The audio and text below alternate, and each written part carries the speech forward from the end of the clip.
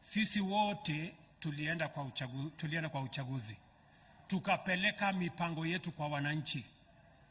Katika hiyo mpango tulipeleka kwa wananchi, tuko na mpango ya low-cost housing, tuko na mpango ya NHIF, tuko na mpango ya MSME, tuko na mpango ya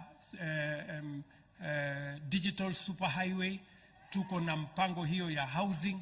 Na mimi nataka niwaambie, manifesto tulioandika na tukauzia Wakenya na wakatupigia kura, sio gazeti ya kufunga nyama, ni sera ya kuendesha serikali. Sijui kama tunaelewana bwana. So tafadhali.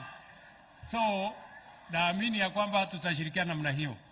Mwisho kabisa, contractor, wewe umesikia